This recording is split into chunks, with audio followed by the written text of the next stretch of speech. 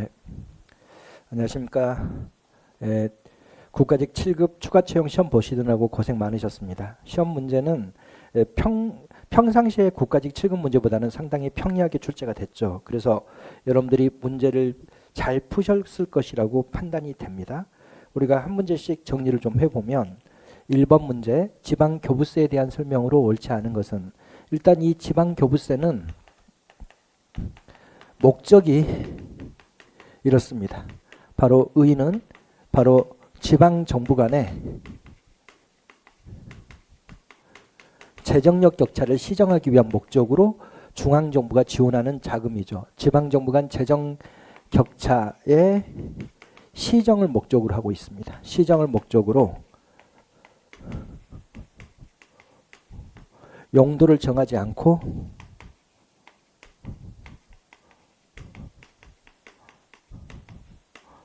지원하는 재원이 이제 바로 지방교부세죠. 물론 이 지방교부세는 그 유형이 여러 개가 있어요. 그래서 우리가 다 알고 있는 것처럼 보통교부세, 특별교부세, 부동산교부세, 그리고 소방안전교부세, 이렇게 네 가지로 구성이 되어 있는데, 이거는 일반 지원으로서 용도를 정하지 않고 지원합니다. 그래서 1번 지문과 관련해서 보면 중앙정부가 교부할 때 지출 용도를 제한하지 않죠. 그래서 일반 지원이라는 점에서 1번이 틀린 거죠. 그리고 여기는 지방자치단체의 고유 재원이라는 성격을 갖는다, 이렇게 표현되어 있는데, 이건 왜 그러냐면 딱 국가가 이 지방교부세의 재원을 법에 명시해 놓고 있어요. 그래서 이 재원을 봐보면 내국세 총액의 19.24%, 이게 그 중에 97%가 보통교부세고, 그리고 3%가 특별교부세고, 그 다음에 여기에다가 종부세 전액입니다. 이 종부세는 바로 부동산 교부세로 가는 거죠. 종부세 전액에다가, 그리고 담배에 부과되는 개별 소비세, 담배에 부과되는 개별 소비세의 45%인데, 이 담배에 부과되는 개별 소비세는 여기 소방안전교부세로 가는 거죠. 그래서 여기는 딱 정해져 있습니다. 이 법정 재원으로 지방정부가 반드시 가져가는 돈으로 딱 되어 있기 때문에 지방자치단체의 고유 재원이라는 성격을 가진다라고 표현하고 있는 겁니다. 그리고 이거는 지금 개념 자체에서 보듯이 지방정부 간의 재정력 격차를 시정할 목적으로 도입된 제도이기 때문에 3번도 맞는 지문이죠. 주로 어떤 데다 주는 거예요? 재정적 결함이 있는 지방자치단체에게 필요한 재원을 교부하죠. 그래서 특히 이 보통교부세가 기준재정 수요액은 내년에 돈이 얼마 필요하는지 이걸 예측한 겁니다. 그래서 기준재정 수입액을 뺍니다. 기준재정 수입액, 이걸 빼서 여기에 부족분이 있겠죠. 이 부족분에다가 조정률을 곱해서 지원하죠. 그러면 이게 만일 강주광역시다 그러면 강주광역시가 내년에 돈이 8조가 필요하다. 그런데 기준재정 수입액은 이건 얼마만큼 돈이 들어올 것인지를 예측한 겁니다. 그래서 강주광역시를 봐봤더니 내년에 7조가 들어온다. 그러면 부족액은 1조죠. 그럼 이 1조에다가 조정률을 곱해가지고 지원을 하죠. 그러니까 재정력 결함이 큰 지방정부에게 돈이 교부됩니다. 서울시를 한번 봐보면 서울시는 내년에 100조가 필요해요. 100조 너무 많고 70조가 필요합니다. 그런데 내년에 얼마만큼 돈이 걷어지냐면 85조가 걷어져요. 그럼 부족액은 전혀 없잖아요. 그럼 여기는 돈이 교부되지 않아요. 그래서 이게 부족분이 큰 지방정부에게 돈이 들어가는 거고, 배부되는 거고, 부족분이 없는 지방정부에게는 지원되지 않습니다. 현재 우리나라는 서울시, 경기도, 그리고 기초단체로 보면 성남시, 용인시 이런 데는 부족분이 전혀 없기 때문에 교부가 되지 않죠. 그러나 부족분이 큰 지방정부는 그 큰 부족분에 근거해서 조정률로 곱해서 지원이 이루어지기 때문에 여기에 표현대로 재정적 결함이 있는 지방자치단체에게 보다 많은 재원이 배부되는 이런 모습을 띠고 있죠. 그러면 1번의 답은 1번만 틀리고 나머지는 다 맞는 지문이 되겠습니다. 2번, 다음에서 설명하는 행정이론은 방법론적 개인주의를 채택한다. 인간은 합리적 의사결정을 한다고 가정한다. 공공부문의 시장경제 원리를 도입하는 것을 강조한다.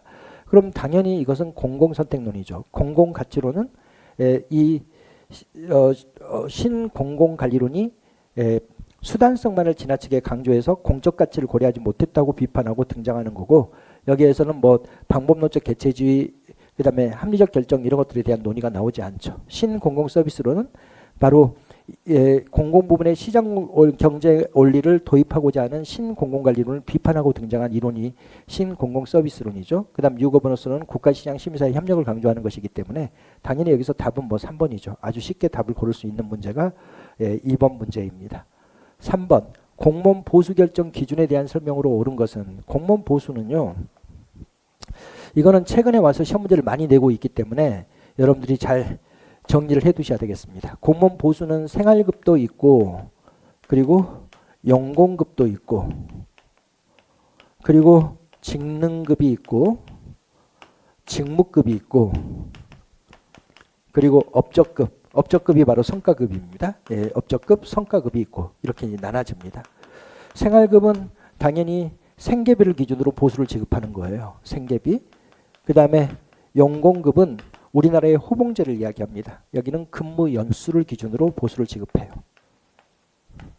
그 다음에 직능급은 능력에 따라서 보수를 지급하고, 직무급은 직무의 곤란도와 난이도에 따라서 보수를 지급하죠. 직무의 곤란도, 난이도 이걸 기준으로 하고, 업적급은 바로 성과를 기준으로 보수를 지급하는데, 일단은 여러분들이 이 두 개를 묶어서 알아두셔야 됩니다. 생활급이나 연공급은 이것은 생활보장의 원칙에 입각해 있다라고 이야기를 합니다.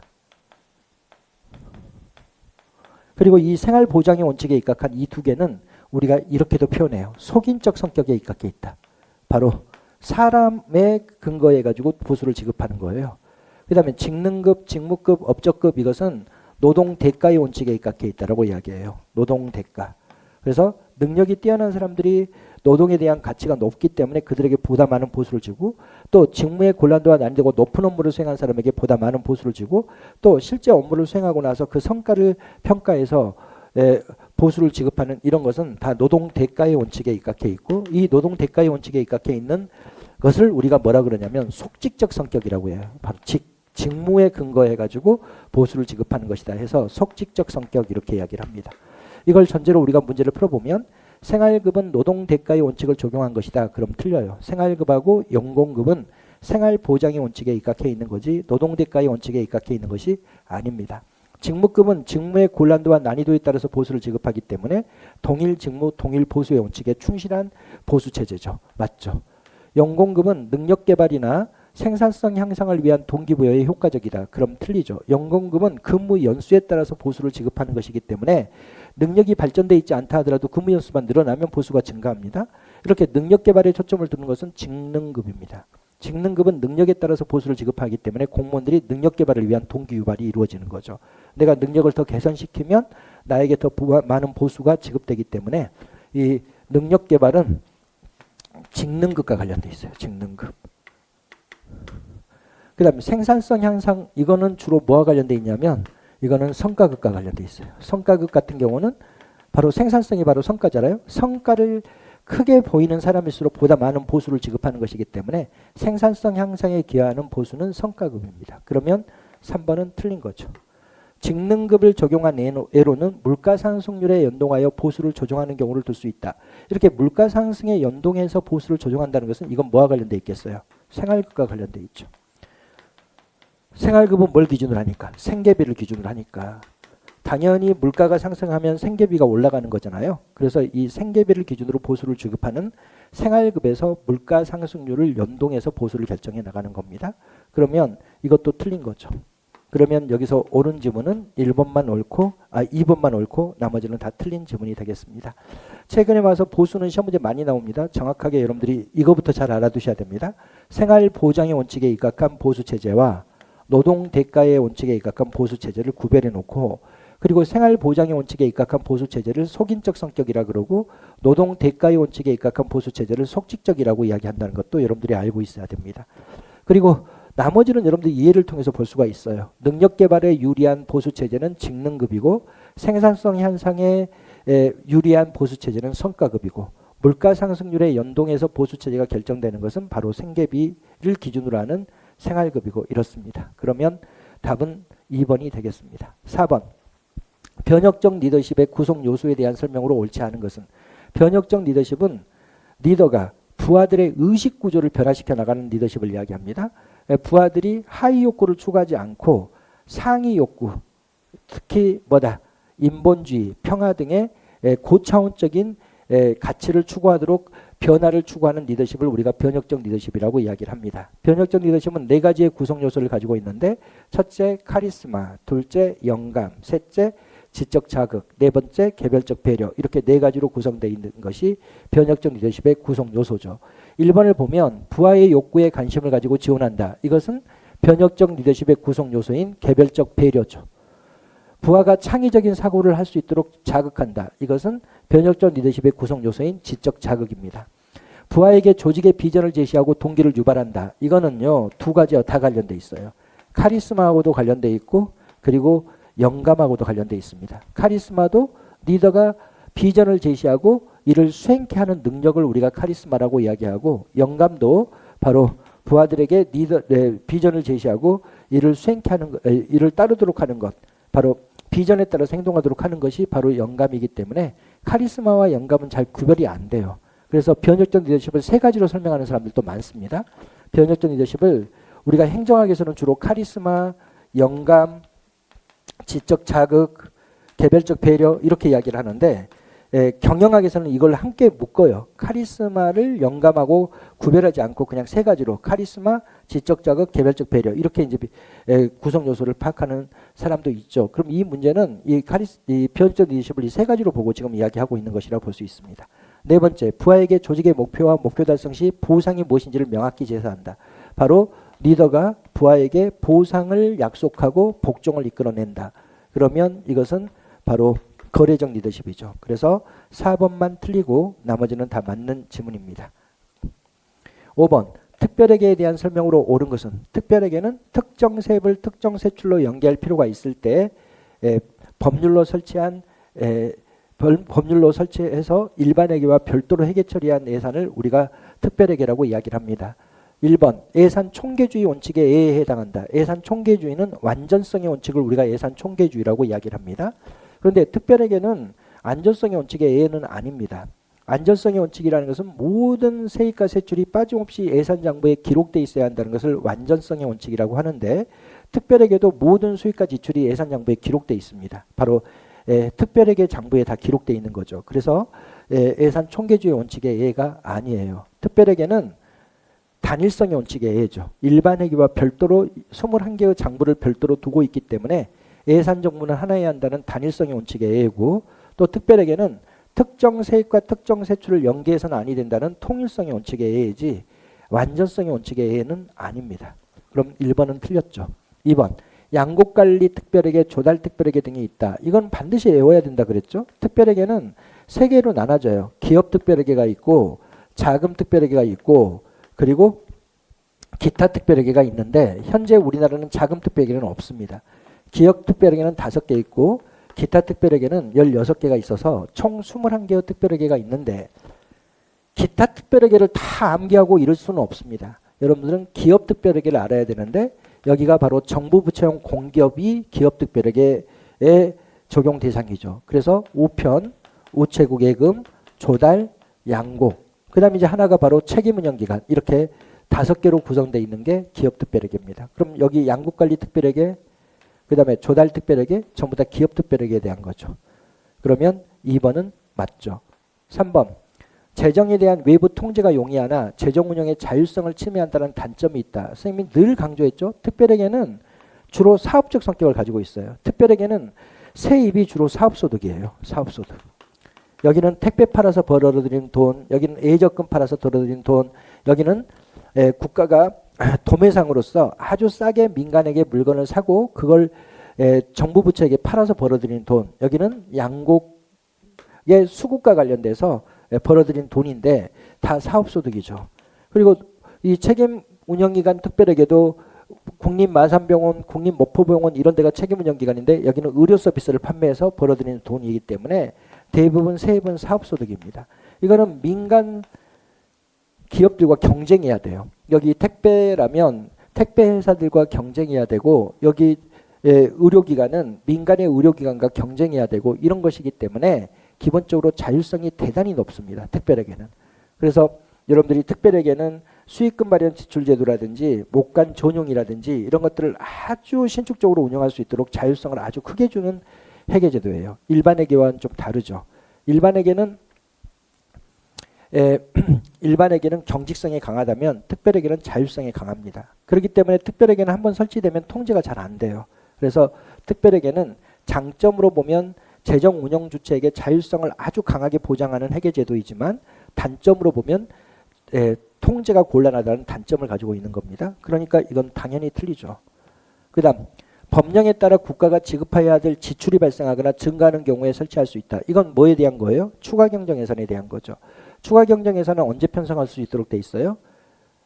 전쟁이나 대규모 재난이 발생했을 때. 두 번째, 경기 침체, 대량 실업, 남북 관계 경제 협력을 이유로. 세 번째, 법령상 지출 의무가 생겼을 때 추가 경정 예산을 편성할 수 있도록 돼 있습니다. 특별회계는 거기하고는 무관하죠. 여기는 뭐다? 국가가 특정한 사업을 운영하거나 국가가 특정한 자금을 운영하거나 그거 외로도 특정 세입을 특정 세출로 연계할 필요가 있을 때 설치하는 게 특별회계죠. 그래서 특별회계의 목적과는 전혀 다른 것이기 때문에 설치 목적과는 다르기 때문에 4번도 틀렸죠. 이건 추가 경정 예산의 편성 사유에 해당하지 특별회계의 편성 사유에 해당하지 않습니다.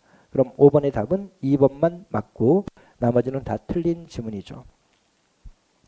6번 정책 분석 기법으로 비용 편익 분석에 대한 설명으로 옳지 않은 것은 비용 편익 분석은 특정 사업의 비용과 편익을 합해 가치로 환산해서 분석하는 것인데 비용 편익 분석을 할 때에는 모든 비용을 다 고려하고 모든 편익을 다 고려합니다. 그래서 비용 편익 분석에서 비용은 금전적 비용만 포함하고 있는 게 아니라 무형적인 것까지도 전부 다 합해 가치로 환산해 나가는 거고 그다음 편익도 금전적 편익만을 고려하는 게 아니라 뭐까지 무형적인 편익까지를 전부 다 합해 가치로 환산해 나가죠. 그러면 이걸 전제로 우리가 문제를 풀어보면 비용과 편익은 가치의 공통 단위인 합해 가치로 측정된다. 그렇죠. 이거는 비용 대비 편익을 따지는 것이기 때문에 능률성만을 평가할 수 있는 기준이 돼요. 형평성에 대한 판단 기준은 전혀 고려할 수가 없습니다. 비용 대비 편익을 따진다는 것은 바로 비용 대비 편익은 바로 능률성을 의미하는 거지 형평성 이런 것들은 전혀 고려하지 않아요. 그래서 2번이 틀린 거죠. 그리고 이것은 순현재 가치나 비용 편익 비를 할 때 공공투자 사업이 항상 수년에 거쳐서 사업이 수행되고 수년에 거쳐서 편익을 얻는 것이 공공투자 사업입니다. 그러니까 도로를 건설한다 그러면 2025년에 도로 건설이 이루어진다. 그러면 이게 5년간 건설한다면 2025년, 2026년, 2027년, 2028년, 2029년 이렇게 수년에 거쳐서 비용이 소모되는 거고 그리고 편익은 이게 도로 건설이다 그러면 이때는 아주 적은 편익이 옵니다. 이 편익은 만약 고용 창출효과 정도밖에 없어요. 왜냐하면 이때는 도로가 개통되지 않으니까 1억 여기 아주 적은 비용이 편익이 오는 거고 그리고 실제 30년이 돼서 개통이 되면 이때부터 이제 큰 편익이 오는 거죠. 30년 이후부터 이렇게 공공투자 사업은 비용이든 편익이든 다 수년에 걸쳐서 비용이 발생하고 수년에 걸쳐서 편익이 옵니다. 그렇기 때문에 이걸 전부 다 현재 가치로 환산해 가지고 분석을 해야 됩니다. 순현재 가치와 비용 편익 비는 그래서 이렇게 미래 가치를 현재 가치로 환산할 때 할인율을 적용해 나가는데 아예 할인율을 모를 때는 또 내부 수익률을 적용해 나가죠. 그러면 미래 시점에 발생하는 비용과 편익을 현재 가치로 환산해서 분석하는데 이때 반드시 할인율을 알아야 되는 거죠. 그럼 이건 맞죠. 그 다음에 정책 대안과 관련된 무형의 비용과 편익도 계량하여 측정해 나갑니다. 그래서 유형의 비용과 편익만을 고려하는 게 아니라 무형적인 비용과 편익까지를 다 고려해서 비용 편익 분석이 이루어집니다. 그러면 여기서는 2번만 틀리고 나머지는 다 맞는 지문이죠. 7번. 이거는 이제 우리가 보통 선생님 교과서, 선생님 교재에도 안 나와 있는 내용인데 이게 고용노동부 시험, 고용노동부와 관련돼서 그런지 이걸 문제를 내놨습니다. 직무 스트레스. 고용노동부 공무원들이 이제 직무 스트레스가 대단히 크죠. 근데 여러분들이 이거 단어를 한번 봐보세요. 직무 소진 영어 단어 봐보세요. 뭐라고 돼 있어요? 번아웃이라고 돼 있잖아요. 이건 번아웃. 우리가 늘 알고 있는 이 번아웃을 이야기하는 거고 그 다음에 여기 직무 스트레스 이렇게 돼 있는 거죠. 그럼 이 직무 스트레스는 뭐냐? 직무 요구가 자신의 능력이나 욕구와 갈등을 빚을 때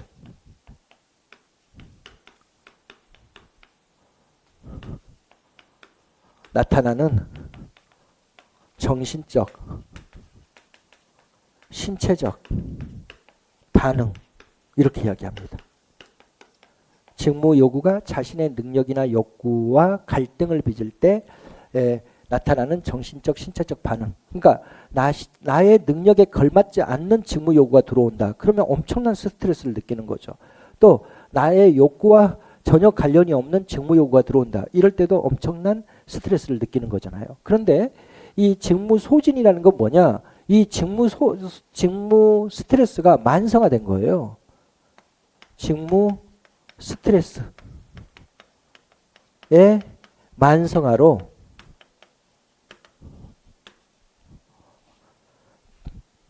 나타나는 탈진 현상을 이야기해.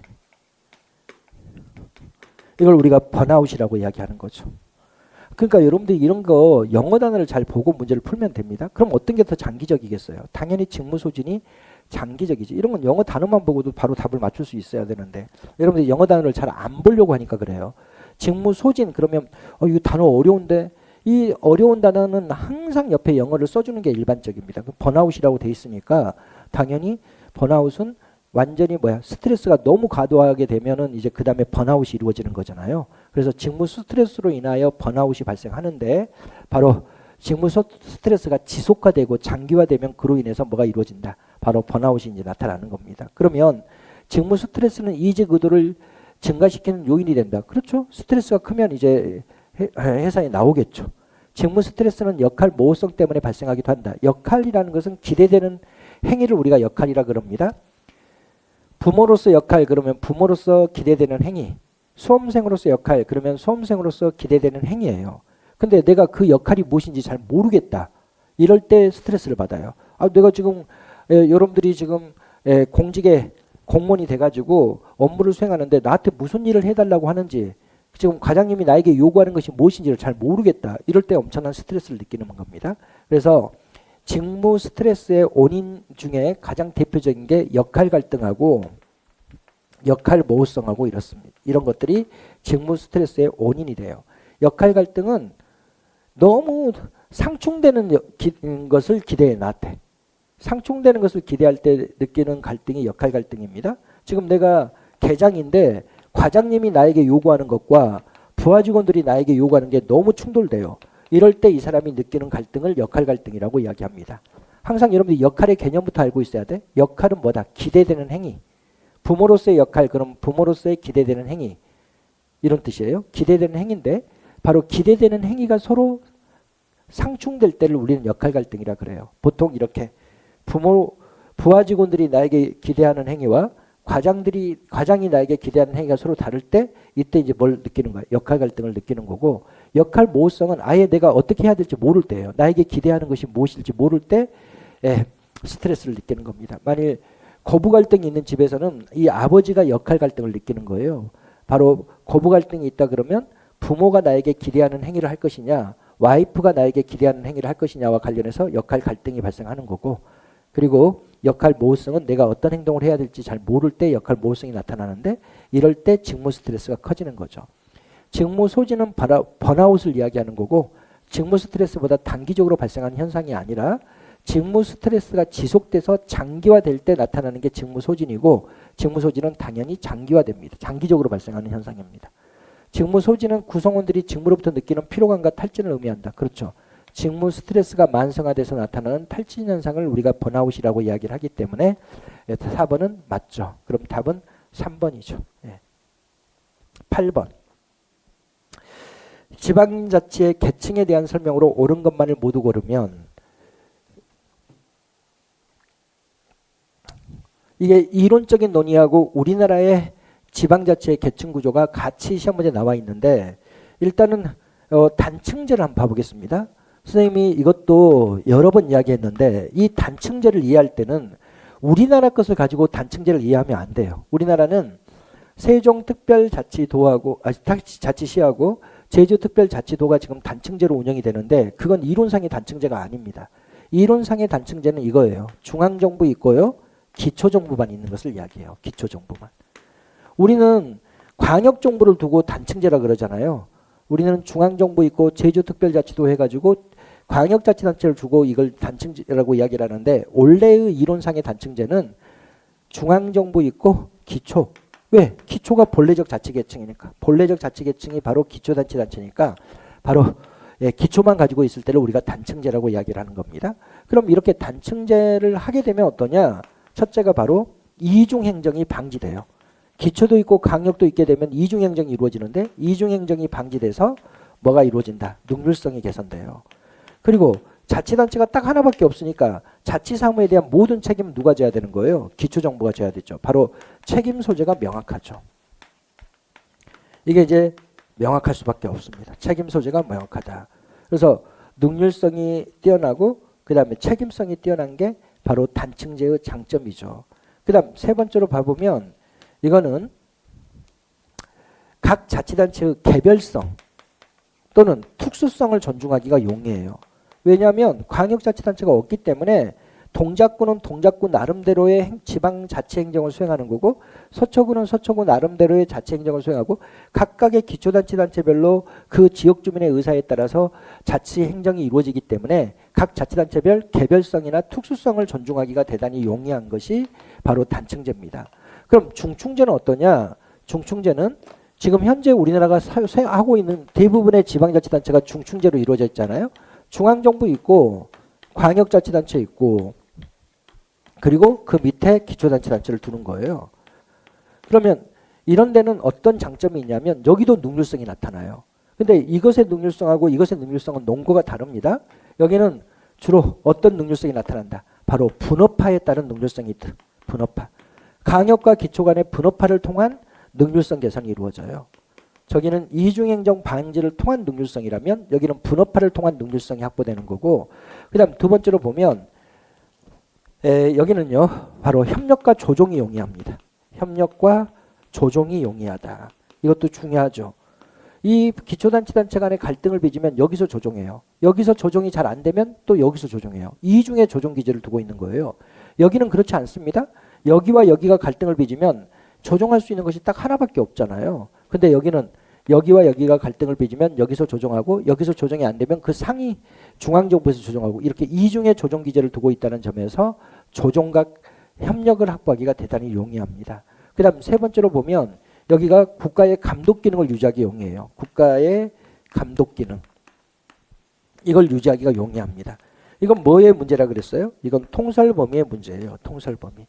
저기는요. 중앙정부가 우리나라의 기초정부가 227개거든요. 그럼 227개의 기초정부를 통솔해야 돼요. 그럼 통치 사각지대가 존재할 수밖에 없습니다. 통솔 범위가 지나치게 넓기 때문에. 그러나 여기는 그렇지 않아요. 중앙정부가 17개의 광역정부를 통제하고 각각의 광역정부가 20여 개의 기초정부를 통솔하게 되면 통솔 범위가 적정화돼서 뭐가 된다? 바로 통치의 사각지대를 줄일 수가 있어요. 그래서 그런 의미에서 국가의 감독기능 유지가 용이한 겁니다. 바로 통치의 사각지대를 줄일 수가 있다는 것. 근데 이 통치라고 보지 말고 이건 통솔 범위. 통솔 범위의 적정화로 인해서 뭐가 이루어진다. 국가의 감독 기능 유지가 용이해진다. 이렇게 여러분들이 알아두시면 돼요. 그럼 문제를 우리가 풀어보겠습니다. 중충제는 행정의 책임성 확보에 불리합니다. 단층제가 딱 하나밖에 없기 때문에 자치행정에 대한 모든 책임은 그 하나의 자치단체가 지는 겁니다. 그 다음에 행정계층의 경우 제주특별자치도는 3층제이다. 이건 자치계층에 대한 물음이 아니라 행정계층에 대해서 물어보고 있죠. 그럼 이 행정계층을 한번 봐보겠습니다. 행정계층은 제주도를 중심으로 보면 제주특별자치도가 있습니다. 이 제주특별자치도는 자치계층이죠. 그런데 제주특별자치도는 국가의 이임사무도 수행해요. 그럼 이임사무를 수행할 때는 뭐겠어요? 행정계층이야. 제주특별자치도의 자치사무를 수행할 때는 자치계층이지만 바로 국가의 이임사무를 수행할 때는 또 행정계층이 되는 겁니다. 그래서 행정계층과 자치계층의 지위를 모두 가지고 있죠. 그 밑에 제주시가 있다.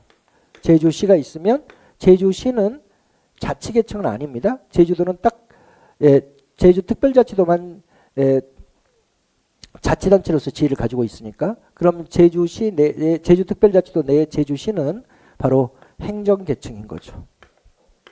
그리고 여기에 이제 에어룹이 있다. 그러면 여기는 바로 행정계층인 거죠. 그러면 여기는 행정계층이 3개로 구성이 돼 있죠. 그래서 제주특별자치도는 자치계층이자 행정계층으로서 지위를 가지고 있고 항상 그렇게 여러분들이 알고 있어야 됩니다. 자치계층은 행정계층이 됩니다. 우리나라에서는. 왜냐하면 자치계층이 자치사무를 수행할 때는 자치계층이지만 국가의 이임사무를 수행할 때는 뭐가 되니까 행정계층이 되기 때문에 그렇습니다. 서울을 보더라도 마찬가지입니다. 서울특별시 이러면 여기는 광역자치단체로 자치계층이지만 또 국가의 이임사무를 수행할 때는 행정계층이죠. 그리고 그 밑에 동작구가 있으면 동작구도 기초단체단체로서 자치계층이지만 국가의 이임사무를 수행할 때는 행정계층이죠. 그리고 여기 노량진 동 이렇게 돼 있으면 여기는 행정계층인 거죠. 그래서 행정계층의 경우 제주특별자치도는 3층제이다. 그럼 맞죠. 단층제는 국토 면적이 넓고 인구가 많은 국가에서 채택하기 곤란합니다. 왜냐하면 통솔 범위가 지나치게 넓어지기 때문에 그래요. 우리나라 같이 작은 국가에서도 기초정부가 227개예요. 그러면 미국 같은 나라에서는 기초정부가 수만 개 될 건데 그거를 중앙정부가 다 통제한다. 이건 거의 불가능합니다. 그러니까 인구가 아주 적은 나라에서나 단층제가 이루어지지 인구가 많은 나라에서는 단층제로 운영되기가 곤란합니다. 그렇게 되면 통솔 범위가 지나치게 넓어져서 국가의 감독 기능을 전혀 유지할 수가 없게 되기 때문에 그렇습니다. 그래서 단층제는 국토 면적이 좁고 인구가 적은 국가에서 채택하기 용이하죠. 자치계층의 경우 특별시 광역시는 2층제이지만 세종특별자치시는 단층제이다. 그렇죠. 우리나라에서는 단층제로 운영되고 있는 지방자치단체는 2개가 있죠. 바로 제주특별자치도와 세종특별자치시. 여기는 단층제로 운영이 되고 있으니까 리을번은 맞죠. 그러면 여기서 옳은 것은 니은번과 리을번 이 2개가 옳은 거죠. 9번 갈등에 대한 설명으로 옳지 않은 것은 갈등은 로빈슨이라는 학자가 갈등 연구를 3개로 나눠서 이야기를 합니다. 그래서 갈등 연구를 첫째 전통적 관점이 있고 그리고 행태론적 관점이 있고 그리고 현대적 관점이 있고 이렇게 나눕니다. 전통적 관점이 바로 인간관계론이고 여기는 긍정적이고 친밀한 인간관계만을 강조하기 때문에 갈등을 뭐로 인식한다? 갈등을 반드시 제거해야 될 대상으로만 인식하고 있는 거죠. 행태론적 관점은 바로 행정행태론을 이야기합니다. 여기는 갈등을 조직의 자연스러운 현상으로 이해해요. 자연스러운 현상. 그냥 자연스러운 현상에 불과하다라고 이야기하는 거고 현대적 관점을 우리는 상호주의적 관점이라고 이야기하는데 이 현대적 관점에서는 갈등을 긍정적 갈등과 부정적 갈등으로 구분하고 이 긍정적 갈등은 조장의 대상이 되는 거고 부정적 갈등은 제거의 대상이 된다. 이렇게 이제 3가지로 나눠서 설명하는 사람이 바로 로빈슨입니다. 그러면 전통적 견해는 갈등을 부정적인 것으로 본다. 그럼 맞죠. 그 다음에 갈등은 조직의 혁신과 창의성을 제고하는 순기능이 있다. 이것도 여러분들이 중요한데 갈등은 무조건 부정적인 것이 아닙니다. 갈등의 장점이 있어요. 갈등의 장점은 어디에 있냐면 갈등은 그 갈등을 해결하는 과정에서 뭐가 이루어진다. 바로 문제 해결 능력이 개선돼요. 문제 해결 능력이 개선되고 그리고 뭐가 이루어진다. 창의성이 발현돼요. 갈등을 해결하는 과정에서 창의적인 아이디어가 개발된다는 거예요. 저 사람하고 나하고의 갈등을 해결하기 위해서 내가 끊임없이 고민하면서 이렇게 한번 해결해 보자 이런 식으로 가기 때문에 창의성이 증진되는 부분이 있습니다. 그러나 갈등은 단점이 있죠. 이 단점은 당연히 갈등은 조직의 혼란과 분열을 이야기한다는 단점도 분명히 존재하죠. 그래서 여러분들이 갈등의 장점 이거 여러분들이 알아두시기 바랍니다. 갈등이 발생하게 되면 경쟁이 촉진돼서 조직의 혁신이 제고되는 부분도 있고 갈등을 해결하는 과정에서 창의성이 개선되는 부분도 있고 이렇습니다. 그래서 맞죠. 조직 구조 측면에서는 개성과 막료 간의 갈등도 발생할 수 있죠. 근데 여러분들이 대통령이 있고 여기 각부 장관이 있다 그러면 대통령 옆에 있는 이런 비서실이 있다면 이 비서가 이 사람하고 갈등을 빚는다고 생각하면 안 됩니다. 그 밑에 있는 이 개선들 다시 한번 봐보겠습니다. 여기 장관이 있어요. 장관 옆에 차관보가 있어요. 차관보가 바로 막료들이죠. 근데 차관보 밑에 장관 밑에 뭐가 있겠어요? 실장, 국장들이 있어요. 그러면 이 장관하고 차관보가 갈등을 빚는다기보다는 이 차관보는 이들과 갈등을 빚는 거예요. 여기 실장, 국장들. 왜냐하면 실장, 국장들에 대한 정보를 이 사람들이 제공을 해. 그러니까 일로 바치는 거예요. 차관보가 장관에게 A라는 실장이 장관의 의지와 다른 행동을 보입니다라고 일로 바치는 것이기 때문에 이 실장들이 예전 1급이에요. 차관보가 지금 1급입니다. 그러니까 결국 급수는 같은데 얘네들은 주로 뭘 하는 거고 결정과 집행 업무를 하는 거고 이 사람은 뭘 하는 거예요? 이 사람은 최고관리자에게 조언과 지원을 해주는 건데 기본적으로 이 차관보들이 이 실장이나 국장들의 정보를 파악해서 이 장관들에게 보고를 하고 알려주기 때문에 바로 이들이 누구하고 갈등을 빚는다. 바로 이 차관보하고 갈등을 빚게 되는 거죠. 그래서 조직 내에서 개성과 참모 간의 갈등은 일반론적인 갈등이죠. 항상 나타나는 갈등입니다. 4번 최근에는 민사소송의 한 종류인 대안적 갈등 해결 방안이 주목받고 있다. 여러분들 이 단어를 몰라서 틀리는 사람 있을까? 대안적 갈등 해결 방식이라는 것은 이거는 소송, 판결의 대안적 방식을 이야기하는 거예요. 그러니까 소송과 판결을 거치지 않고 해결해 나가는 것을 대안적 문제 해결 방식이라 그러는 거예요. 소송이나 판결을 거치지 않고 해결해 나가는 것을 대안적 해결 방식이라고 이야기합니다. 그러니까 대안적 갈등 해결 방식은 소송이나 판결이 아닌 다른 방식에 의해서 문제를 해결해 나가는 것을 대안적 해결 방식이라고 이야기해요. 그럼 아예 대안적 해결 방식의 개념 자체가 지금 잘못 소술되어 있는 거죠. 그러면 소송이나 판결이 아닌 다른 방식으로 문제를 해결해 나가는 것을 대안적 갈등 해결 방식이라면 도대체 어떤 게 있습니까? 당사자 간의 협상이 있어요. 당사자 간의 협상도 소송에 의한 것이 아니기 때문에 대안적 갈등 해결 방식이 됩니다. 그 다음에 두 번째로는 알선, 조정, 중재 이런 게 있어요. 이건 이제 제3자에 의한 해결 방식인데 알선은 협상을 알선해 주는 거예요. 야, 너네 그렇게 싸우지 말고 내가 가운데서 양쪽 다 나오도록 이렇게 할 테니까 너네를 만나서 협상해라. 이래서 협상을 유도하는 정도가 알선입니다. 조정은요. 조정은 양 당사자들의 의견을 들어보고 여기서 어떤 의견을 제시하는데 이 의견이 뭐에 불과해요? 바로 법적 구속력이 없는 의견이에요. 법적 구속력이 없는 의견을 제시해 나가는 거예요. 그래서 두 사람들이 받아들이면 당연히 갈등 해결되겠죠. 근데요. 중재는 법적 구속력이 있는 거예요. 여기는 소송을 거치지는 않지만 중재해준 제3자의 의견이 법적 구속력을 갖도록 하는 거예요. 이건 이제 법적 구속력을 갖는 거죠. 이걸 갖습니다. 그래서 올해 아니구나 작년에 국회 8급에서 이걸 구별하라는 문제가 나왔어요. 조정은 법적 구속력이 없고 중재는 법적 구속력이 있습니다. 물론 둘 다 뭐래요? 조정안을 제시하고 중재안을 제시하는 거예요. 그러니까 제3자가 조정안을 제시할 수 있고 제3자가 중재안을 제시할 수가 있는데 바로 조정안은 제3자가 받아들이면 되는 거고 안 받아들이면 어떻게 해요? 그냥 없어지는 거예요. 법적 구속력이 없는 거고 중재안은 안 받아들여도 법적 구속력이 있는 겁니다. 그래서 알선, 조정, 중재 이렇게 세 가지로 구성되어 있는데 이게 이제 제3자에 의한 대안적 해결 방식이고 여기는 당사자에 의한 대안적 해결 방식이고 협상은 당사자에 의한 대안적 해결 방식이고 알선, 조정, 중재는 제3자에 의한 대안적 해결 방식이고 이렇습니다. 그래서 대안적 해결 방식이라는 것은 소송이 아닌 다른 방식으로 문제를 해결해 나가는 것을 대안적 문제 해결, 갈등 해결 방식이라고 이야기를 하기 때문에 이거는 그 개념 자체가 잘못되어 있죠. 여기 소송이 나와 있으니까. 그럼 답은 4번이죠. 10번. 행정규제기본법상 규제법정주의에 대한 설명으로 옳지 않은 것은 이건 이제 법조문 자체를 문제를 내놓은 건데 여러분들이 행정규제기본법을 공부하죠? 행정법에서. 안 하나? 이건 대단히 중요한데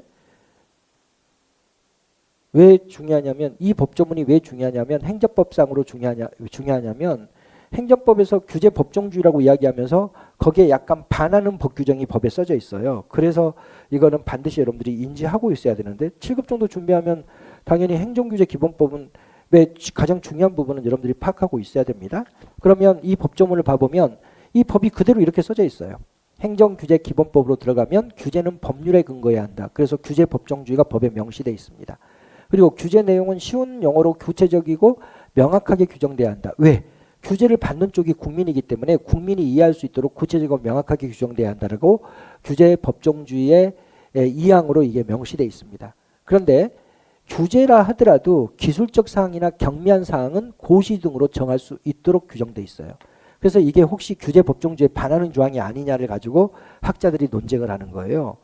그렇잖아요. 규제는 반드시 법률로 정하도록 했는데 법률로 정하지 않고 고시 등으로 정한다. 근데 뭐는 그게 가능하다고 법에 명시돼 있어요. 기술적인 사항이거나 아주 경미한 사항이라면 규제라 하더라도 뭐로 정할 수 있다. 고시 등으로 정할 수 있다라고 예, 규제 법정주의의 법률 내용에 이게 명시돼 있습니다. 예, 그래서 이게 이제 행정법 학자들 사이에서는 논쟁이 되는 법조문이에요. 그렇다 하더라도 경미한 사항이라 하더라도 어떻게 해야 된다. 규제는 법으로 정해야 한다라고 주장하는 학자들이 일부 있기 때문에 그렇습니다. 예, 그러나 우리나라 법에는 이렇게 명시돼 있어요. 기술적 사항이나 경미한 사항의 경우에는 규제라 하더라도 법률로 정하지 않고 고시 등으로 정할 수 있도록 법에 명시돼 있어요. 행정기관은 법률에 근거하지 아니한 규제로 국민의 권리를 제한하거나 의무를 부과할 수 없다. 그렇죠. 원래 규제는 반드시 법률에 근거해서 해야 되는 거죠. 왜냐하면 규제를 통해서 국민의 권리가 제한되고 규제를 통해서 국민에게 의무가 부과되기 때문에 국민의 권리 제한 의무 부과와 관련된 규제는 반드시 법률로 정하도록 되어 있습니다. 그래서 3번은 법조문에 대한 문제예요. 그래서 이거 여러분들이 근데 이건 행정법상 대단히 중요한 건데 행정법에서 상당히 중요하게 다루고 있는 내용 중에 하나가 바로 행정규제기본법에 명시되어 있는 규제법정주의 내용들입니다. 답은 3번입니다. 11번 정책 집행 과정에서 수능과 불응에 대한 설명으로 옳지 않은 것은 정책 집행을 담당하는 일선 관료도 수능의 대상이다. 선생님 뭐 맨날 했던 거죠 이거? 어떻게 했어요? 예를 들어보겠습니다. 코로나가 발발했습니다. 그럼 보건복지부가 딱 결정을 해주죠. 보건복지부가 결정을 합니다. 여기가 바로 결정기관이에요. 결정기관이 결정을 해서 그거를 지방자치단체에 임해요. 보건복지부가 딱 결정을 해가지고 모든 지역 주민들에게 백신을 맞춰라라고 서울시에게 임을 합니다. 그럼 서울시는 이걸 서울시에 맞게 구체화해가지고 이거를 동작구에게 또 이임을 해요. 그럼 동작구는 자기 소속 기관인 이 보건소에게 이걸 또 이임을 해 나가죠.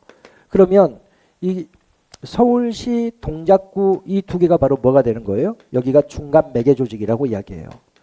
중간 매개 조직이고 그리고 실제 백신을 맞추는 집행 업무를 하는 이 보건소 직원들이 바로 뭐가 된다? 바로 현지 조달 조직 이렇게 되는 거죠. 그리고 이제 이 보건소에서 주민들이 이제 백신을 맞게 되는데 여러분들이 수능의 주체는 이들이 다 수능의 주체입니다. 뭐예요? 중간 매개 조직, 그 다음에 현지 조달 조직, 그 다음 뭐까지? 주민까지가 다 수능의 주체가 되는 거예요. 이들이 저항하게 되면 불응이 되는 거고 이들이 뭘 하게 되면 따르게 되면 수능이 되는 겁니다. 그래서 정책 집행을 담당하는 일선 관료도 수능의 대상이고 이것도 여러분들이 알아야 돼요.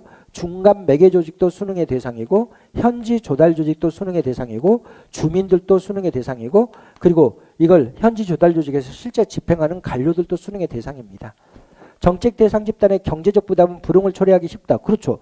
저걸 따르면 내가 돈이 많이 들어. 정부가 이거 하라 그러는데 그걸 따르게 되면 돈이 많이 든다. 그러면 당연히 불응하게 되는 겁니다. 그래서 이제 정책 대상 집단의 경제적 부담이 드는 정책에 대해서는 불응하지. 그 다음 정책의 내용에 대한 긍정적 판단은 수능을 유도하는 요인이 된다. 그렇죠? 내가 저거 따르면 좋을 것 같은데 그러면 당연히 수능하겠지. 4번 덩컨은 정책 대상 집단의 내면적 가치의 변화를 수능에 포함한다. 이거 선생님 책에 이거 중요하다고 선생님이 이야기를 했었던 거예요. 그리고 선생님 책에 행정의 핵이나 다 들어가 있죠. 뭘 구별해야 된다는 거예요. 수능과 수용을 구별해야 돼. 수능은 외면적 행태만 보는 겁니다. 외면적 행태. 선생님이 문제풀이 시간에도 다 다뤘던 거죠. 이거는 외면적 행태만 바라보는 거고 수용은 외면적 행태뿐만 아니라 내면적 동의까지가 포함되어 있어요. 내면적 동의. 근데 정부 입장에서는 이게 중요하다 그랬어요? 이게 중요하다 그랬어요? 정부 입장에서는 이게 중요한 거야. 그냥 외면적으로만 따라준다 하더라도 정부 정책은 집행이 되는 거예요. 저항만 하지 않으면 되는 거예요. 아무리 내면적으로 욕하더라도 이재명을 막 내면적으로 욕하더라도 이재명 정책에 대해서 저항하지 않으면 정부는 그거 추진할 수가 있기 때문에 정부 입장에서는 수용이 중요한 게 아니라 뭐가 중요하다? 수능이 중요해요. 외면적 행태에 대해서만 따라준다면 정책 집행은 정부 의도대로 실현이 될 수 있기 때문에 그렇습니다. 그러나 수용은 내면적인 동의까지가 이루어지는 것이 수용입니다. 그러면 정책 대상 집단의 내면적 가치관의 변화를 수능에 포함한다 그러면 틀려요. 내면적 가치관의 변화는 바로 수능이 아니라 수용이 되죠. 내면적 동의를 의미하는 것은 수용입니다. 그래서 11번의 답은 4번이죠. 12번 예산제도에 대한 설명으로 옳지 않은 것은 연기준 예산제도는 당연히 합리주의적 예산이죠. 그러니까 점중주의 예산을 극복하기 위한 경제적 합리성을 추구한다. 그렇죠. 비용 편익 분석이 활용되기 때문에 경제적 합리성이 활용되는 거죠. 그 다음에 품목별 예산제도는 지출 대상별 예산 편성이죠. 지출 대상을 품목별로 분류해서 지출 대상별로 얼마만큼 돈을 쓰라고 딱 한계를 정해놓은 겁니다. 그래서 차량 구입비 5억, 그 다음에 유류비 3억 이렇게 돼 있으면 이 지출 대상에 대해서는 5억 이내에 지불하라.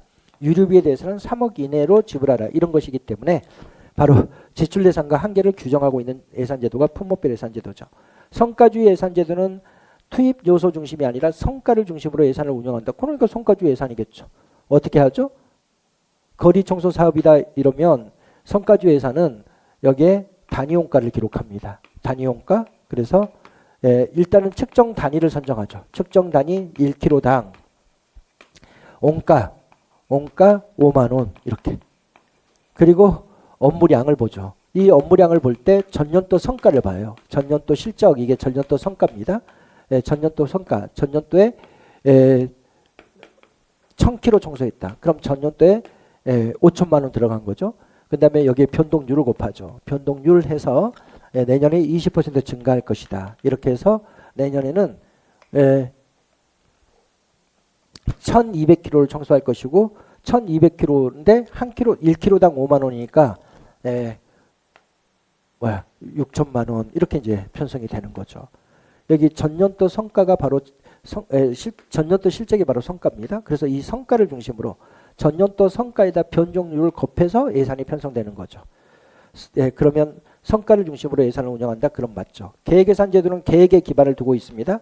5년 단위의 계획이죠. 상향식 접근을 채택하여 그럼 틀리죠. 계획예산은 대통령과 막료들에 의해서 편성이 돼요. 대통령과 막료들에 의해서 예산이 편성되는데 여기는 PPBS는 먼저 계획을 설정하죠. 플랜. 이게 이제 목표 설정이라고 이야기를 합니다. 그리고 두 번째로는 사업 구조화를 합니다. 사업 구조화는 프로그램입니다. 근데 여기는 이제 어떻게 돼 있어요? 바로 프로그램 카테고리, 서브 프로그램 카테고리, 프로그램 엘리먼트 이렇게 돼 있죠. 그리고 이제 예산을 편성해 나갑니다. 그럼 보면 행정수도 이전이다. 그럼 딱 이렇게 목표를 설정하고 그리고 여기에 행정수도 이전을 위해서 여기 도시기반 조성, 도로기반 조성 이렇게. 그 다음 이 도로기반 조성 내에 바로 여기에 도시기반 조성 내에 여기에 강공수 단지 조성, 그 다음에 상가단지 조성, 상업단지 조성 이렇게. 그 다음에 여기 강공수 단지 내에 측량사업, 보상사업. 그럼 이걸 우리는 뭐라 그래요? 이거를 프로그램 카테고리, 이걸 서브 프로그램 카테고리, 이거를 프로그램 엘리먼트. 그리고 이 프로그램 엘리먼트에 이제 뭐가 이루어져요? 예산이 배분됩니다. 여기는 5천억이다. 그리고 이 5천억은 바로 국토교통부의 A가와 행정안전부의 B가가 집행해 나간다. 이런 식으로 이 프로그램 엘리먼트에 이제 부처가 연결되어 있는 이런 모습으로 이루어지는데 이거는 대통령과 막료들이 편성해서 위에서 밑으로 내려가는 하향적 예산이고 대통령이 막료의 지원을 받아서 예산을 편성해 나가기 때문에 이건 직권화된 예산 편성이죠. 그래서 계획예산 제도는 계획에 기반한 하향식 위에서 밑으로 내려오는 하향식 접근이 활용되는 거고 그리고 고난의 직권화를 강조하는 예산 제도죠. 그러면 4번은 틀린 거죠. 13번 근무 성적 평정에 대한 설명으로 옳은 것은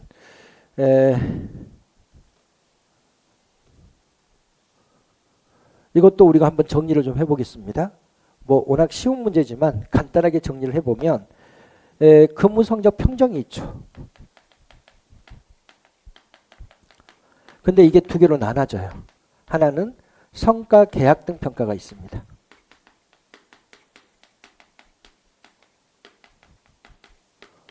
그 다음 또 하나는 근무 성적 평가가 있어요.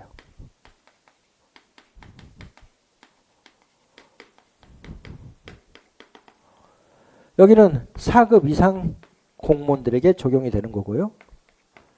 연 1회 실시하는 거죠. 근무성적 평가는 여기는 5급 이하 공무원이에요. 그리고 여기는 연 2회 이루어집니다. 여기는 뭘 평가냐면 성과 계약서에 명시되어 있는 성과 목표를 달성했는지를 평가하는 거고, 여기는 실적과 능력을 평가합니다. 이 두 개를 합쳐서 우리는 뭐라 그래요? 근무성적 평정이라 그래요.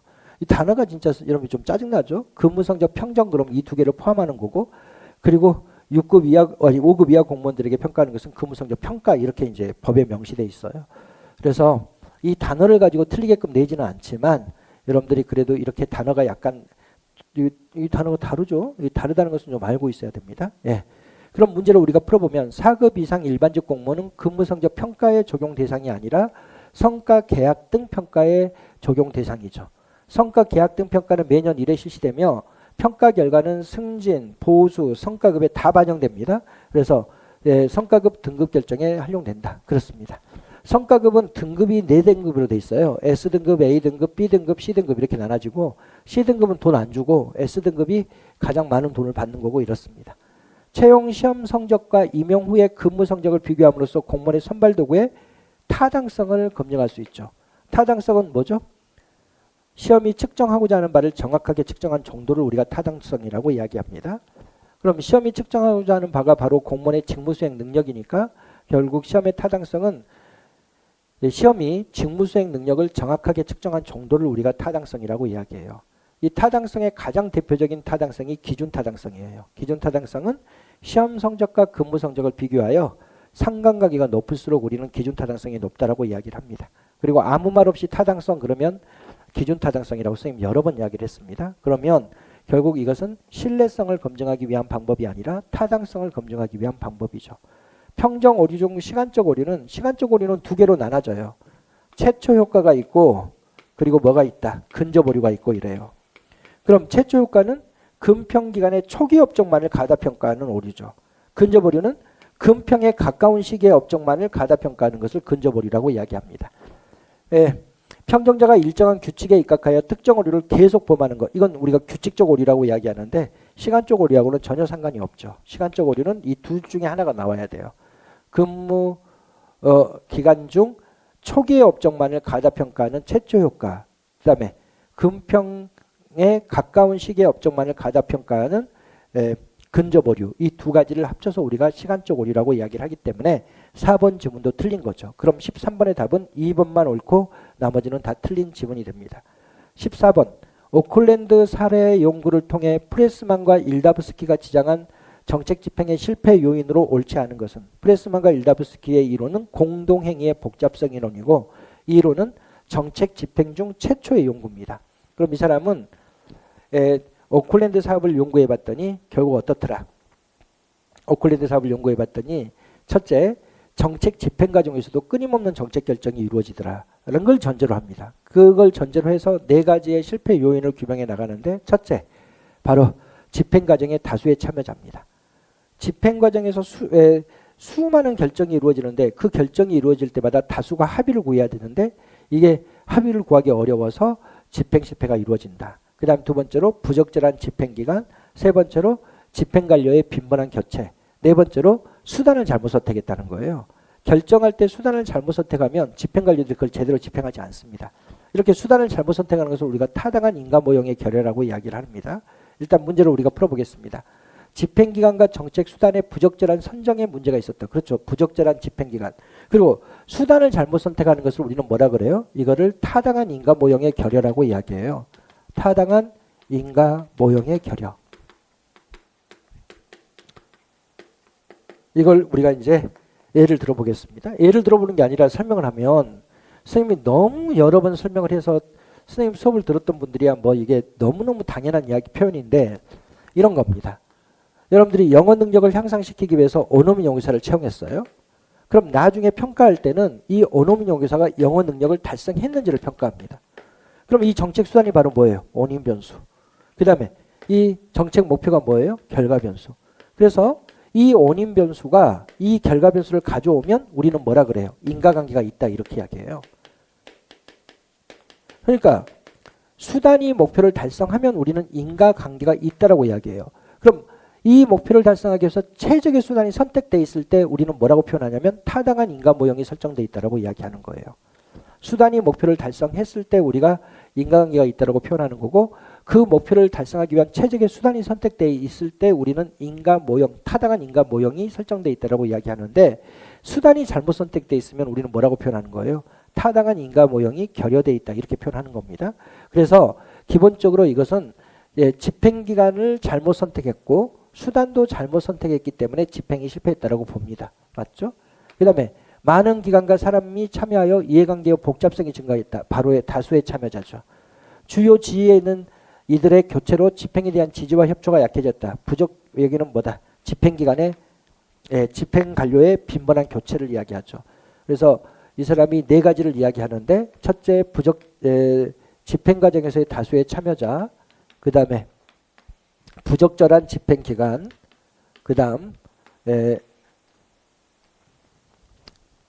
집행관료의 빈번한 교체, 그 다음 타당한 인과 모형의 결여, 이렇게 되어 있는데 지금 1번 지문이 두 개를 다 묶어놓은 거예요. 부적절한 집행기간과 바로 타당한 인과 모형의 결여, 이 두 개를 묶어서 집행기간과 정책수단이 부적절했다, 이걸 이야기하고 있는 거고, 2번 지문이 바로 다수의 참여자를 이야기하고 있는 거고, 3번 지문이 바로 집행관료의 빈번한 교체를 이야기하고 있습니다. 그럼 답은 4번이겠죠. 정책이 지나치게 단순하여 정책 추진 과정에서 예상하지 못한 갈등이 발생하였다. 정책이 단순하잖아요. 그러면 추진 과정에서 예상치 못한 갈등이 발생하지 않습니다. 단순하기 때문에. 그럼 정책이 지나치게 복잡할 때 뭐가 발생해요? 추진 과정에서 예상하지 못한 갈등이 발생합니다. 그러니까 문장 자체로도 틀렸어요. 뭐 이거를 여러분들이 정확하게 머릿속에 두고 있지 않더라도 문장 자체가 틀리게끔 구성이 되어 있습니다. 그래서 답은 4번입니다. 15번. 전자정부법상 전자정부 구현, 운영 및 발전을 추진할 때 우선적으로 고려해야 할 사항으로 옳은 것만을 모두 고르면, 이렇게 문제가 출제됐지만 이건 뭘 물어보는 거예요? 전자정부의 원칙을 출제한 거예요. 전자정부의 원칙. 이게 법에 명시되어 있죠. 전자정부법에.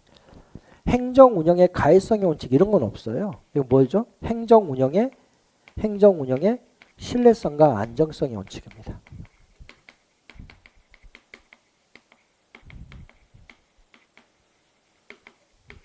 당연히 틀렸습니다. 그 다음에 중복투자 방지 및 상호 운영성 증진. 서로 각 부처 간에 문서가 왔다 갔다 해야 되고 그 다음에 정보가 왔다 갔다 해야 되기 때문에 상호 운영성 증진의 원칙을 법에 규정하고 있습니다. 그 다음에 행정기관의 편익 증진과 원활한 행정 운영, 이것도 틀렸죠. 행정기관의 편익을 증진하는 데 목적이 있지 않습니다. 고객의 편익 증진에 목적이 있어요. 이게 딱 법에 명시되어 있죠. 고객의 편익 증진을 목적으로 한다. 바로 이것도 고객 편익의 원칙이 따로 규정되어 있습니다. 전자정부의 원칙으로. 그 다음에 행정 업무를 혁신하고 생산성과 효율성을 향상시킨다. 바로 생산성, 효율성 향상의 원칙이 법에 규정되어 있습니다. 그러면 기업번과 디귿번이 틀리고 니은번과 리을번이 옳은 지문이죠. 답은 그럼 4번이 되겠습니다. 16번. 라셀이 주장한 정책학의 특성에 해당하지 않는 것은, 이런 건 너무 쉽게 나왔죠. 합법성은 정책학하고 전혀 관련이 없죠.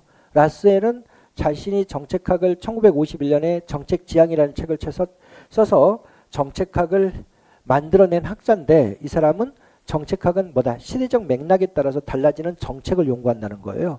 그 다음에 정책학은 다양한 방법론에 따라서 연구되어야 한다고 이야기했고, 그리고 정책학이 추구하는 가장 중요한 것은 사회 문제를 해결하는 데 초점이 있다. 그래서 문제 해결 지향성을 뭐로 한다? 정책학의 특성으로 봅니다. 근데 이게 맨날 시험 문제 나오네. 2년 전에 국가직 9급에서는 라셀이 주창한 정책학의 특성으로 해가지고 이론 지향성이라고 해서 틀린 답으로 나왔어요. 이건 이론 지향성이 아니라 실제 사회 문제를 해결하는 데 초점이 있기 때문에 문제 해결 지향성, 지금의 사회 문제를 해결하기 위한 문제 해결 지향성을 지니고 있는 거고, 정책학은 다양한 연구 방법이 존재하는 거고, 그리고 정책학은 시대마다 사회 문제가 달라지는데 그런 문제들을 해결하는 데 초점이 있다. 그래서 정책학은 시대적 상황에 따라서 달라지는 맥락성을 지니고 있다고 이야기를 했죠. 그러나 이런 합법성은 정책학의 특성과는 전혀 관련이 없습니다. 그러면 답은 1번이고 나머지는 다 맞는 지문이죠. 17번. 공무원 연금 제도에 대한 설명으로 옳지 않은 것은 공무원 연금은 현직자들이 돈을 내놓고 나중에 퇴직하게 되면 뭘 한다. 그걸 되돌려받는 거죠. 이거는 이염을 분산시키는 보험의 원리에 가까이 있습니다. 현직자들이 지금 일할 때는 이염 상태가 아니에요. 나중에 퇴직하면 이염 상태에 빠지는 거잖아요. 그러니까 지금 이염 상태가 아닌 상태에서 돈을 일부를 저축해 놨다가 나중에 이염 상태, 퇴직 상태에 빠지면 그걸 되돌려받는 겁니다. 그래서 사회보험의 원리에 가까이 있고, 그리고 국가가 주겠다고 약속한 돈으로 돈을 주기 어려우면, 연금을 지급하기 어려우면 국가가 대신 돈을 지급합니다. 그걸 우리가 부양의 원리라 그럽니다. 그래서 지금 현재 우리나라가 어떻게 운영이 되냐면 현직자가 지금 연금 내죠. 기여금을 냅니다. 그러면 이걸 퇴직자에게 줘요. 근데 현직자가 내놓은 돈으로 이 퇴직자에게 약속한 돈이 안 나와요. 이런 이야기야. 현직자가 내놓은 돈이 만일 5천억이면 지금 퇴직자에게 줘야 될 돈은 6천억이에요. 6천억. 그러면 지금 현직자한테 거둔 돈으로 퇴직자에게 주는데 돈이 1,000억이 부족하잖아요. 이 1,000억은 어떻게 하겠다는 거야? 국가가 주겠다는 거예요. 이 국가가 주는 것을 우리가 부양의 원리라고 이야기하는 거예요. 그래서 뭐다? 바로 지금 현재 현직자들이 기여금을 내면 그 기여금을 가지고 퇴직자에게 돈을 주는데 이게 이제 우리가 뭐라 그래요? 이걸 무슨 방식이라 그러죠? 이걸 부가 방식. 부가 방식은 현직자의 기여금을 바로 퇴직자에 지급하는 겁니다. 그래서 우리나라는 부가 방식으로 운영이 되는데 그렇다 하더라도 부족액이 생기죠. 그럼 그 부족액은 국가가 부양해 준다는 거예요. 국가가 보조해 준다는 거예요. 그걸 우리가 부양의 원리라고 이야기를 하는 겁니다. 그래서 사회보험의 원리와 부양의 원리가 혼합된 제도로 운영이 된다. 그렇습니다. 2010년 이후 신규 임용자의 퇴직연금 지급 개시 연령은 60세이다. 말이 돼 안 돼? 안 되죠. 맨날 우리가 알고 있는 거죠. 65세부터 돈을 받죠. 근데 누구부터 그래요? 1996년 이후 임용자입니다. 신규 임용자. 1996년 이후의 신규 임용자부터는 다 뭐다? 60다는 아닙니다. 왜 그러냐면 이게요. 조금씩 늘어납니다. 61세 됐다가 좀 몇 년 지나서 62세로 그 다음에 63세로 그 다음에 64세로 65세로 이렇게 늘어나요.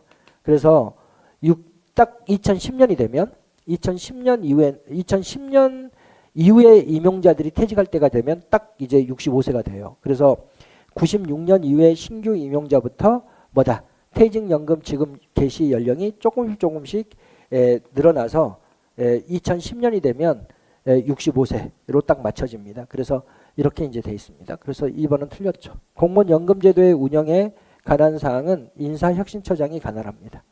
퇴직연금 수급 자격을 갖추기 위해서는 10년 이상 재직해야 한다. 그렇습니다. 10년 이상 근무한 공무원들이 65세가 되었을 때부터 퇴직연금을 받도록 돼 있죠. 10년 이상 근무한 공무원들이 퇴직하면 65세부터 뭘 받도록 돼 있다. 퇴직연금을 받도록 돼 있으니까 아주 쉽게 문제 내준 겁니다. 여기 65세. 당연히 답은 2번이죠. 가학적 관리론을 적용한 제도에 해당하는 것은 뭐죠? 직위분류제죠. 수천 번 이야기했던 거죠. 이건 너무 쉽게 문제를 냈는데 우리가 직위분류제를 보면 행정직군, 기술직군 이렇게 나눠지고 행정직군은 또 일반행정직렬, 교정직렬, 세무직렬로 나눠지고 또 일반행정직렬은 일반행정직류, 국제통상직류, 재경직류로 나눠지는데 이걸 우리가 뭐라 그러죠? 이거는 뭐로 나눈 거죠? 직무의 성질에 따라서 나눈 거죠. 직무의 성질. 직무의 성질에 따라서 나눈 거고 이거는 직군, 직렬, 직류로 구분이 되는 건데 이렇게 직군, 직렬, 직류로 구분하는 것을 우리가 뭐라고 표현하죠? 이거를 직무 분석이라고 이야기해요. 근데 이 직무 분석이 뭐에 영향을 받은 것이라는 거예요. 바로 이게 가학적 관리론에 영향을 받은 거죠.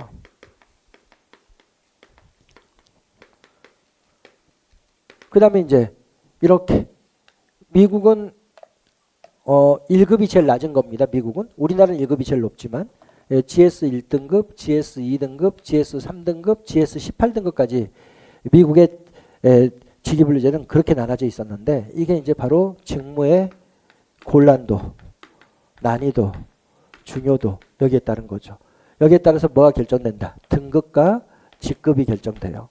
이렇게 등급과 직급을 결정하는 것은 바로 직무평가죠. 그리고 이 직무평가는 뭐 때문에 이루어진 것이다. 바로 보수의 형평성 때문에 이루어진 것이다. 수만 번 했던 겁니다. 맨날 이 두 가지는 정말 중요하다고 선생님이 여러 번 이야기했던 거죠. 답은 그러면 직위분류제 3번이죠. 19번 평가 대상에 따른 분류 중 총괄평가에 대한 설명으로 옳지 않은 것은 총괄평가는 집행이 완료된 이후에 이루어지는 평가를 이야기합니다. 집행이 이루어진 이후에 효과성을 평가한다. 그러면 뭘 평가하는 거예요? 효과성은 목표 달성도인데 목표 달성도는 바로 결과죠. 그 다음에 능률성을 평가한다. 그러면 최소의 비용으로 최대의 산출이 발생하는 것을 평가하는 겁니다. 그 다음에 영향평가는 뭐예요? 목표 이외에 지역사회나 국가 전체에 어떤 영향을 미쳤는지를 평가하는 거죠. 이건 다 뭐예요? 총괄평가죠. 총괄평가는 집행이 완료된 이후에 산출, 결과, 영향 등을 평가하는 것을 우리가 총괄평가라고 이야기합니다. 과정, 절차를 평가하는 것은 바로 뭐다? 형성평가죠. 집행 도중에 정책 집행 과정을 평가하는 것은 바로 형성평가에 해당합니다. 그러면 정책 집행 이후에 평가하는 것이다. 그럼 맞습니다. 정책 집행 이후에 평가하는 건 맞지만 관리 전략이나 관리 절차 이런 과정을 평가하는 것은 아닙니다. 정책이 집행된 이후에 산출, 결과, 영향 등을 평가하는 것을 우리가 총괄평가라고 하기 때문에 1번은 틀린 거예요. 영향평가는 의도된 효과, 목표죠. 이거는. 공식적인 목표뿐만 아니라 뭐다? 지역사회나 국가 전체에 어떤 영향을 미치는지를 평가하니까 부수적인 효과도 평가하는 겁니다. 산출평가는 산출은 바로 행정활동의 직접적 결과물을 산출이라 그러고 산출은 양적인 개념이니까 평가가 용이해요. 결과는 행정의 궁극적 목적물인데 그건 질적인 요소여서 평가가 어렵죠. 산출은 계량적으로 측정이 용이한 단기적인 목표를 우리가 산출이라고 하죠. 결과는 정책 대상의 행동이나 태도에서 실제로 일어난 변화를 평가한다. 그렇죠. 결과는 정확하게는 공식적인 목표 달성도를 평가하는 것인데 바로 정책 수단을 통해서 공식적인 목표를 달성했는지를 평가합니다. 그런데 이 정책 수단을 집행해서 구성원들의 행동이나 태도가 변화된 상태를 평가한다고 볼 수 있죠. 관리 절차나 관리 전략을 평가하는 것은 총괄평가에 들어가는 게 아니라 바로 과정을 평가하는 것이라서 협의의 형성평가에 들어가는 거라서 1번이 틀린 겁니다. 그래서 답은 1번입니다. 20번 기금제도. 기금은 국가가 특정한 목적으로 특정한 자금을 신축적으로 운영할 필요가 있을 때 세입, 세출, 예산 외로 운영되는 자금 해서 선생님이 이걸 영어로까지 다 써줬죠. 예산이 아니다 해서 오프 버젯 이렇게 선생님이 써줬습니다. 국가가 특정한 목적을 위하여 특정한 자금을 신축적으로 운영할 필요가 있을 때 설치하죠. 이 예산과 마찬가지로 기금도 기금 심의를 받고 또 결산 심의를 다 받습니다. 국회로부터. 그 다음 국가재정법상 세입세출 예산에 의하지 아니하고 운영할 수 없도록 하고 있다. 말도 안 되죠. 세입세출 예산에 의하지 아니하고 운영되는 자금이 기금이죠. 그래서 세입세출 예산과 별도로 운영됩니다. 그래서 세입세출로 기금은 구성되어 있지 않고 조성과 운영으로 이루어져 있다고 수없이 이야기했던 거죠. 기금운영 계획안을 제출할 때 기금의 성과계획서 및 성과보고서를 함께 제출해야 한다. 그렇습니다. 기금운영 예산 계획서를 제출할 때도 성과계획서 및 성과보고서를 함께 제출해야 되고 기금운영 계획안을 제출할 때도 똑같습니다. 예산 요구서를 제출할 때다 기금관리계획서를 제출할 때 항상 뭘 해야 된다. 성과계획서 및 성과보고서를 기획예산처 장관에게 함께 제출해야 돼요. 그럼 답은 3번이죠. 21번 행정통제에 대한 설명으로 옳지 않은 것은 행정통제는 공식적 통제와 비공식 통제로 구분할 수가 있는데 공식적 통제는 통제 권한이 법규화되어 있을 때 공식적 통제고 통제 권한이 법규화되어 있지 않으면 비공식 통제죠. 정당은 당연히 국가기관이 아니고 정당에 의한 통제는 정당에게 어떤 법규로 통제 권한을 부여하고 있는 것은 아니기 때문에 비공식적 통제에 들어가죠. 이거 1번이 틀렸죠. 감사원은 직무감찰과 회계검사를 통해 가지고 행정부를 통제하는데 감사원은 대통령 소속 기관이니까 내부 통제 장치죠. 통제 상황에 맞는 통제 과정의 신축성이 필요하다. 그러겠죠. 상황에 맞게 통제해야 되겠죠. 통제는 책임 이행을 보장하려는 활동이다. 그렇습니다. 통제와 책임은 동전의 양면이다라고 여러 번 이야기했습니다. 그래서 통제가 있을 때 공무원들이 책임을 지는 겁니다. 그래서 통제와 책임은 같이 이루어지는 활동이죠. 통제에 대한 관료의 의무가 바로 행정 책임이기 때문에 통제는 책임 이행을 위한 것이다. 그럼 맞습니다. 21번의 답은 그러면 1번만 틀리겠죠. 22번 지방세 기본법상 특별시세와 강역시세에 해당하지 않는 것은 이런 건 뭐 어떻게 해야 되죠? 암기해야 되죠. 우리나라는 세금이 총 11개가 있습니다. 그래서 목적세는 2개가 있고 보통세는 9개가 있는데 특별시 광역시세하고 구세로 나눠보면 특별시 광역시세는 선생님이 이렇게 외우라 그랬죠. 주치, 담내, 지지자. 술 마시고 취하고 담배 피고 레저를 즐기는 것을 지지하는 사람. 그럼 주민세, 취득세, 담배소비세, 레저세, 지방소득세, 지방소비세, 자동차세. 여기에다가 목적세는 무조건 광역정부에게 줍니다. 목적세는 지방교육세가 있고 지역자원시설세가 있고. 그래서 구세는 2개밖에 없죠. 등록면허세하고 재산세. 이 2개만 구세입니다. 그럼 답은 1번이겠죠. 예. 이걸 외울 때는 이렇게 외우시면 돼. 주치, 담내, 지지자 이렇게. 그리고 목적세는 무조건 광역시세로 돼 있다는 걸 알아두셔야 돼요. 우리가 이걸 도세하고 시군세로 나눠볼까요? 도세와 시군세도 11개를 나눠주는데 이런 도시정부하고는 좀 다르게 나눠줍니다. 도세는 취등비례입니다. 취등비례 4개밖에 없어요. 그리고 이제 목적세가 들어가 있죠. 지방교육세, 지역자원시설세. 시군세는 주재자, 담소 이렇게 돼 있습니다. 답은 1번이니까 여러분들이 확인해 나가시고 그 다음 23번 국가공무원법상 임용에 대한 설명으로 옳지 않은 것은 이거는 1번 지문을 암기해서 풀었다라고 하면 좀 안 되죠. 너무 심하게 이제 구체적인 법조문이 나온 건데 선거관리위원회 소속 6급 이하의 공무원은 중앙선거관리위원회 사무총장이 임명합니다. 그럼 중앙선거관리위원회 위원장이 임명하는 사람은 5급 이상이에요. 그래서 1번이 틀린 겁니다. 선거관리위원회 소속 5급 이상 공무원은 중앙선관위 위원장이 임명하고 6급 이하 공무원은 중앙선관위의 사무처장이 임명한다. 이렇게 돼 있어야 됩니다. 그러니까 이거는 소고식으로 문제를 풀어야 돼. 소고식으로. 이 지문을 알아서 문제를 푸는 게 아니라 2번, 3번, 4번 지문이 워낙 쉽게 구성이 되어 있기 때문에 이걸 통해서 문제를 접근해야 되죠. 금고 이상의 형의 선고 유예를 받은 경우에 그 선고 유예 기간 중에는 공무원으로 임명할 수 없죠. 선고 유예 기간 중에는. 선고 유예 기간이 끝나면 이제 임명할 수 있겠죠. 공무원의 임용은 시험 성적, 근무 성적, 그 밖의 능력의 실증에 따라 행해야 한다고 실적주의 원칙을 규정하고 있습니다. 우리나라 국가공무원법이. 고위공무원단에 속하는 일반직 공무원의 경우 소속 장관은 해당 기관에 소속되지 아니하는 공무원도 임용 제청할 수 있도록 돼 있죠. 이것도 수십 번 기출지문으로 출제된 지문이기 때문에 여러분들이 틀리진 않았겠죠. 이거는 여러분들이 2번, 3번, 4번 지문이 아주 일반론적인 논의를 하고 있기 때문에 이런 것들을 소고식으로 문제를 풀어나가면 됩니다. 그 다음 24번 학자에 대한 설명으로 옳은 것만을 모두 고르면 마리니는 누구예요? 마리니는 신행정론자죠. 2명은 반드시 알아 그랬습니다. 신행정론에서 첫째 누구를 알아야 돼요? 왈도. 왈도가 시라쿠스 대학에서 미누부르 회의를 개최했고 그리고 그 회의 내용을 정리한 사람이 마리니입니다. 그래서 마리니는 반드시 알아야 될 학자죠. 신행정론은 당연히 사회적 형평성을 강조하죠. 굿노우 이 사람도 선생님이 엄청 중요한 학자라고 반드시 외우라 그랬습니다. 우드루 윌슨과 굿노우가 바로 정치행정 이혼론자죠. 그래서 정치행정 이혼론자니까 정치와 행정의 유사성을 강조했다 그럼 틀리죠. 데나트는 누구예요? 신공공서비스론을 제시한 학자고 이 사람은 행정의 역할은 방향잡기가 아니라 봉사라고 주장을 했죠. 코엔, 올젠 이 사람 누구예요?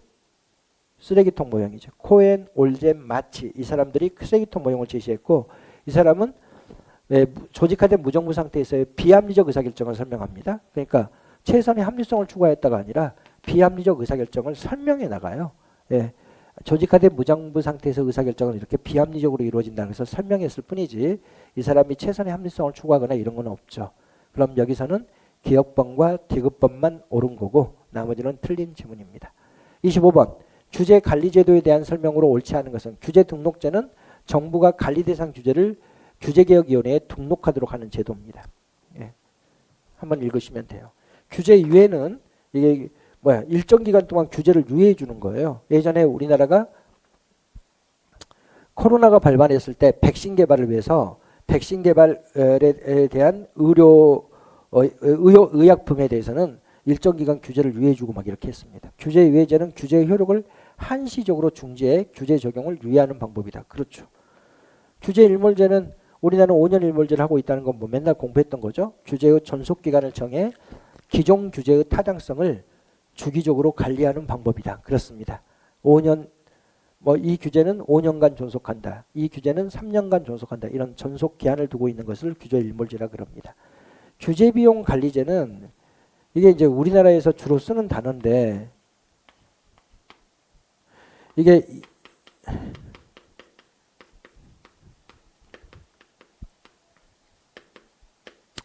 이거는 규제 비용 총량제라는 단어로 더 많이 사용됩니다.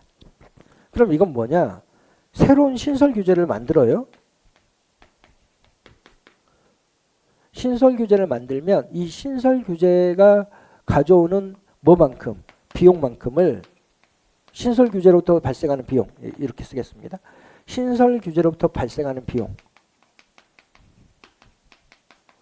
이걸 계산해. 신설 규제를 만들게 되면 그로부터 발생하는 비용을 계산해서 그만큼을 기존 규제를 뭘 하는 거예요? 제거하는 거예요. 신설 규제를 만들게 되면 그로 인해서 발생하는 비용만큼을 기존 규제를 없애서 항상 비용이 규제로부터 발생하는 비용이 일정 상태를 유지하도록 하는 거예요. 그걸 우리가 뭐라고 한다? 바로 규제비용 총량제라고 이야기하거나 규제비용 관리제라고 이야기합니다. 그래서 여기는 이렇게 표현해요. 코스트 인, 코스트 아웃 이렇게 이야기합니다. 새로운 규제가 만들어져서 새로운 비용이 발생하면 기존 규제를 그만큼 제거해서 비용의 총량이 증가하지 않도록 이렇게 하는 걸 우리가 규제비용 총량제라 그러고 이게 이제 상당히 좀 오래된 제도죠. 박근혜 대통령 때 박근혜 정부에서 추진했던 정책이 바로 규제비용 총량제입니다. 근데 이게 법규화되어 있지는 않고 이게 이제 실제 행정 규칙 등으로 이제 운영이 돼가고 있는 것 중에 하나입니다. 그래서 규제비용 총량제 또는 규제비용 관리제라는 것은 뭘 하는 것이다. 규제 비용의 총량을 정하는 거예요. 규제 비용의 총량을 정하고 그리고 뭐 한다. 새로운 신설 규제를 만들게 되면 그 규제로부터 발생하는 비용만큼을 기존 규제를 폐지해서 뭘 한다. 규제 비용의 총량이 일정한 상태로 유지되도록 하는 것을 규제비용 총량제라고 이야기를 하기 때문에 그 개념을 여러분들이 알아두시면 되겠습니다. 그러면 4번은 그 개념이 잘못 나와 있는 거죠. 네. 해설 강의를 여기까지 하는데 여러분들이 지금 선생님 카페 다음 카페 여기 다음인데 다음에 들어와서 이명훈 하이패스 행정학 여기 들어오면 선생님이 이거 해설 전부 다 올려놨습니다. 그러니까 여러분들이 여기에 들어와서 다운을 받거나 아니면 학원 지금 우리 학원이 에듀스파잖아요. 동영상 그 사이트가 이 에듀스파에 들어와서 이명훈 이렇게 치면 이명훈으로 들어오면 여기에 학습자료실이 있어요. 거기 학습자료실에 올려놨습니다. 그러니까 반드시 여러분들이 선생님 설명만 들으려고 하지 않고 문자로 봐야 돼 그거를. 그래야지 여러분들이 머릿속에 기억이 잘 남으니까 저 둘 중에 하나로 들어가 가지고 반드시 자료를 다운받아서 해설 자료를 반드시 같이 확인하시기 바랍니다. 네. 여기까지 해설 강의를 진행하도록 하겠습니다. 여러분들이 뭐 좋은 점수를 얻으신 분들도 있고 그렇지 못한 분들도 있을 텐데 또 이제 이게 시험 끝나자마자 또 여러분들이 한두 달만 지나면 두세 달만 지나면 또 국회 8급 시험이 있고 그러니까 여러분들이 기출문제들은 반드시 잘 소화를 해 넣으셔야 되겠습니다. 어찌됐건 시험을 치르느라고 고생 많으셨습니다. 수고하셨습니다.